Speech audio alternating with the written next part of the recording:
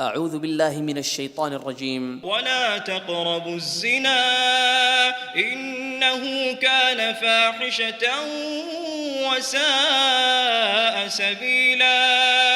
Au moment même, le voile de la foi est enlevé. Celui qui commet ou celle qui commet l'adultère le jour du jugement dernier, on voit, il y a des châtiments. والذين لا يدعون مع الله إلها آخر ولا يقتلون النفس التي حرم الله إلا بالحق ولا يزنون ومن يفعل ذلك يلقى أثاما يضاعف له العذاب يوم القيامة ويخلد فيه مهانا. Si tu meurs dans cet état, qu'est-ce qui se passe? ولا تقربوا الزنا إنه كان فاحشة وساء سبيلا. Ne sous-estimez aucun détail. بسم الله الرحمن الرحيم إن الحمد لله نحمده تعالى ونستعينه ونستغفره ونعوذ بالله من شرور أنفسنا ومن سيئات أعمالنا من يهده الله فلا مضل له ومن يضلل فلا هادي له وأشهد أن لا إله إلا الله وحده لا شريك له وأشهد أن محمدًا عبده ورسوله وبعد أيها الإخوة والأخوات السلام عليكم ورحمة الله. Notre très cher frère et professeur, donc l'Akh Mustafa Hafidahullah, a cité donc certains points,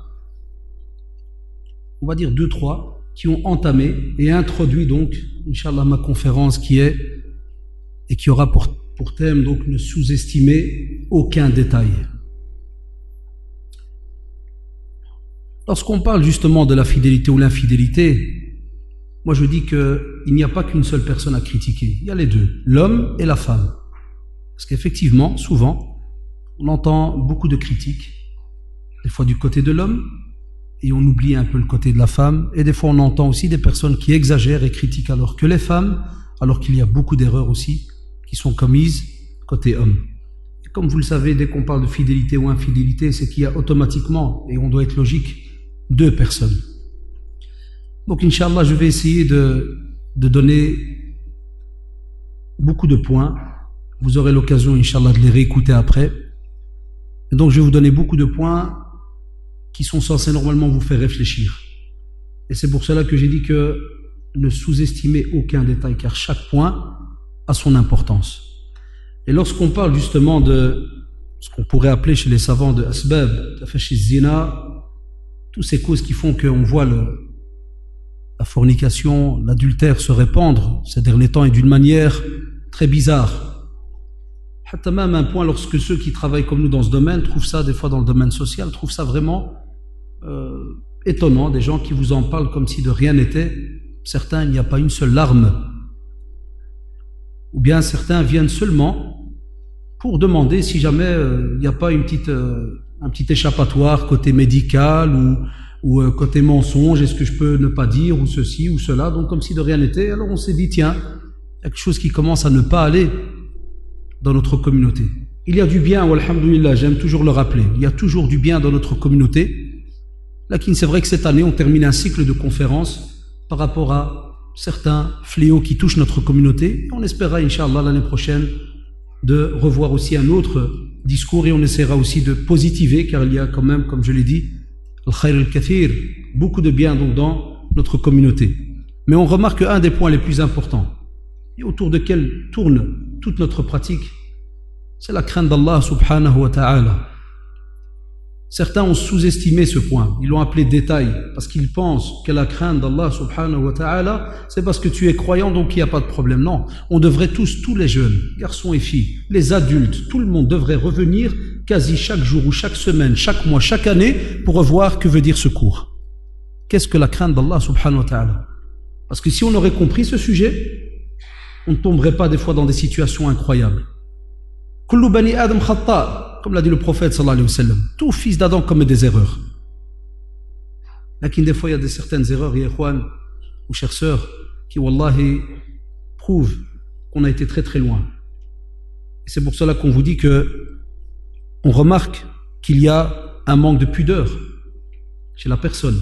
Parce que quand il n'y a pas de crainte d'Allah subhanahu wa ta'ala, automatiquement s'installe un manque de pudeur. On ne comprend pas aussi vraiment sa relation ou la réalité de sa relation entre toi, le serviteur, et Allah subhanahu wa ta'ala, ton créateur. On doit revenir vers ces cours pour savoir quelle est notre relation. Qu'est-ce qui nous a été demandé? C'est vrai, adorer, mais comment? Quelles sont nos limites et ainsi de suite. Et lorsque tu traites ces sujets, tu remarques automatiquement qu'il y a un mode d'emploi, mais on ne l'a pas étudié. Ou bien on ne l'a pas étudié d'une manière structurée. Et c'est ce qui fait que lorsque l'erreur est là, la personne regrette, mais vous dit « Ah, si j'avais su que… » Donc il est important, yarhamukallah, de revenir vers la compréhension de cette relation entre toi et Allah subhanahu wa ta'ala. Qui es-tu? Que fais-tu sur terre? Le pourquoi, le comment, tes limites et ainsi de suite. Certains aussi parmi nos jeunes sous-estiment certaines questions, comme l'enfer. Lorsqu'il faut aller voir par exemple le sujet, lorsqu'on parle de l'Isra ou le Mi'raj, et on voit tout ce que le prophète sallallahu alayhi wa sallam a vu, et on voit par rapport au châtiment, et Inch'Allah les autres frères continueront et expliqueront cela, lorsqu'on parle de celui qui commet ou celle qui commet l'adultère le jour du jugement dernier, on voit, il y a des châtiments, c'est expliqué dans les traditions. De nouveau, il y a des personnes qui ne sont pas au courant, ou bien sous-estiment, ou bien certains s'attendent à Allah se joue d'eux et leur fait croire, grâce à la maladie de Saoufa, le taswif comme on dit, demain tu iras mieux, demain tu changeras et ainsi de suite. Donc il est important de revoir justement ce travail sur l'âme, tout d'abord, et ça ces derniers temps, je le répète souvent à nos jeunes, on a sous-estimé, on l'a vu et on a entendu beaucoup de conférences. Mais on a, à ce moment-là, on a tellement été loin que la base, on pense qu'il ne faut pas la retravailler chaque jour. Et l'âme, il faut absolument travailler cette chose, obligatoirement tous les jours, wallahi. Se poser des questions, où est-ce qu'on en est, et ainsi de suite, voir par rapport à nos passions, plaisirs, est-ce qu'on arrive à se retenir ou pas. L'âme doit être travaillée tous les jours, il doit être même, comme disent certains savants, poncé. Ce qui nous pousse, comme vous le savez, vers le mal. On doit travailler cette âme, c'est obligatoire. C'est pour ça que le prophète sallallahu alayhi wa sallam, dans la tradition apportée donc par Abu Hurayra radiyallahu anhu, il nous dit effectivement que la yazni zani hina yazni wa huwa mu'min. Je vais parler que cette partie de cette tradition rapportée donc par Muslim al-Bukhari. Pourquoi? Parce qu'effectivement, c'est illogique et on le dit à nos jeunes. Quand on nous appelle au téléphone, ouais, je suis un musulman, je suis une musulmane et je voudrais vous poser une question, j'ai commis l'adultère. C'est très drôle. Nous, c'est vrai que parce qu'on est berné dans le domaine de la science, alors ça nous fait directement comme une tarte. Ah, je suis musulman, j'ai commis. Non, le prophète te dit, non, au moment même, le voile de la foi est enlevé.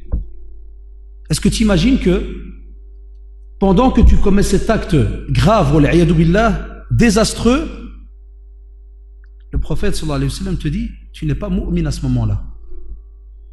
Donc le voile de la foi t'a été enlevé. Si tu meurs dans cet état, wal'iyadu billah, et il y a eu des cas, si tu meurs dans cet état, qu'est-ce qui se passe? Donc tu arrives auprès d'Allah subhanahu wa ta'ala avec quel voile? Lequel? De la foi?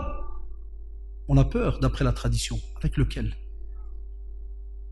Deuxièmement aussi, lorsqu'on parle de cette relation vis-à-vis d'Allah subhanahu wa ta'ala, on a un deuxième point que sous-estiment les jeunes. C'est lequel? C'est que certains, et c'est parmi les causes qui ont fait que certains sont tombés dans l'adultère, c'est qu'il y en a qui viennent et qui commencent par exemple à raconter certaines choses. Ils racontent des histoires.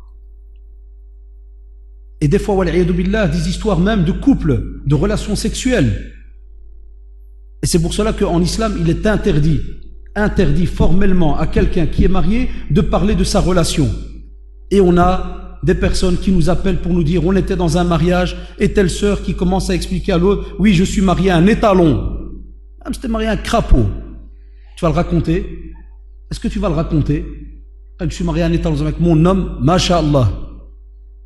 Et puis wal'iyadu billah, je vous en passe les détails parce qu'il commence des fois à rentrer dans des détails. Wallahi, si tu as quelqu'un qui est assis à cette table et qui n'est pas encore marié et qui arrive à un âge, comme vous le savez, de l'adolescence et qui a des pulsions, qui voudrait, et il entend ça pendant 1 heure, 2 heures, est-ce que vous pensez que ça ne trotte pas dans la tête? Et dans le même ordre d'idées, on a aussi ceux qui, wal'iyadu billah, ce qu'on appelle entre guillemets donc le muhajara bid-dunub. C'est quoi? C'est celui qui commet l'adultère et puis le raconte à quelqu'un. Lorsqu'il revient de sa soirée, de ce qu'il vient faire, il y a des jeunes qui nous le disent. Un tel, wallahi, il m'a roulé la tête. Ou une telle. Parce qu'il vient et dit, purée, je suis sorti avec une, c'est comment c'était, et on a fait, on a ceci, on a ça. Fait le jeune, il reste mrouwen à ce moment-là. Et il continue à réfléchir. Et ça le trotte, et Satan, comme vous le savez.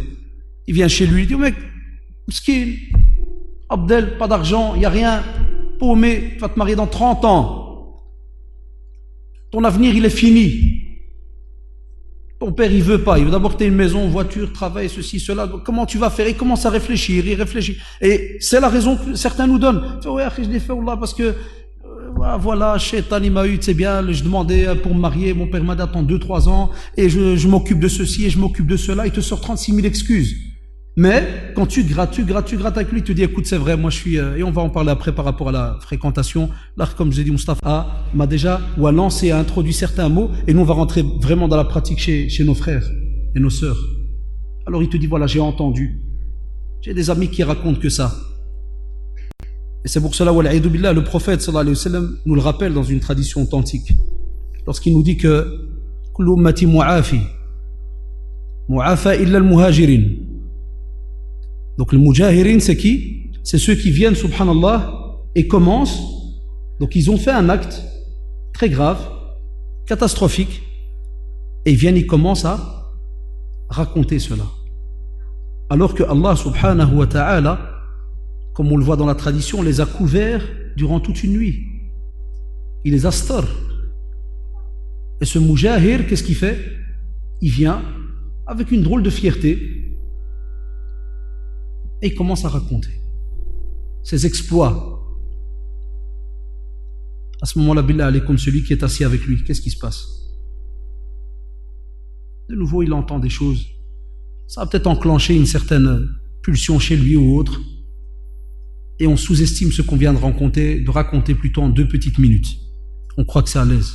Il n'y a aucun problème. Quand tu es mu'afa, comme a dit le prophète, ça veut dire qu'en vérité, tu as été couvert. Tu as été, walhamdulillah, laissé à côté sans que personne ne sache qu'est-ce que tu as vraiment fait. Alors que nous tous, si wallahi, nos erreurs avaient une odeur, on se sentirait mauvais tous. On ne pourrait pas s'asseoir dans cette salle, comme l'ont dit certains savants. Wallah, on pourrait rester assis ici. Et même comme ça, Allah subhanahu wa ta'ala, wallahi, il nous couvre. On est assis là, mais personne ne sait ce que l'autre a fait à côté. On ne sait pas d'où il vient, quel est son passé. On ne sait pas. Tout ça par la volonté d'Allah subhanahu wa ta'ala. Et toi tu viens et tu commences à raconter cela autour de toi. Eh bien ça c'est aussi un détail qu'il ne faut pas sous-estimer. Pourquoi? Parce que si tu es wallahi la cause de celui qui vient et qui commence à raconter et qui pousse l'autre à commettre donc cet adultère, wala'iyadu billah, le jour du jugement dernier vous êtes 2. Car vous savez, être la cause d'un acte aussi grave que celui-là, ne pensez pas que son jugement va passer très rapidement. Loin de là. On passe au sujet très technique, entre guillemets, technique domaine parabole, DVD, TV, vidéo, tout ce qui est maintenant les tout petits MP3 avec petit programme DVX et autres, 4 gigas, 8 gigas, 16, si pas plus, en poche. On transfère, on est là, on regarde. Qui nous voit? Lorsqu'on parle TV et autres, notre génération, tout était contrôlé. Ça veut dire que la TV, elle était dans le salon. Et ta chambre, à 500 mètres du salon. Tu venais pour traduire le journal, Al-Walid, vous vous rappelez? Tu lui traduis, va faire un tour. Aujourd'hui, comme vous le savez, j'ai été, il y a quelque temps, c'était pour Ramadan, on s'est dit, tiens, comme l'épouse reste à la maison, les enfants et autres, il n'y a pas moyen de prier Tarawih. On proposait, ils ont dit, Wallahi, ça serait intéressant que l'on voit Tarawih à la maison et autres. Pourquoi ne pas avoir donc acheté un petit poste? Donc je vais à un magasin, je lui demande, voilà, je dis, je voudrais un appareil, je m'y connaissais pas trop, je dis un appareil pour capter la Mecque et tout. Puis j'aime bien, il prend, puis il me dit flashage. Je connais pas la marque. Non, c'est pas la marque. Il a rigolé même. Wallah, il s'est dit encore un barbuchon qui vient de... C'est vrai que j'aime bien la technologie, j'ai plein de trucs. Mais vous savez bien, une parabole, on n'est pas censé tout connaître aussi, hein, femme. Moi, GSM, tout ce que tu veux, il n'y a pas de problème. Mais parabole, il m'a dit flashage. Non, simple, normal. Là, je te mets toutes les chaînes.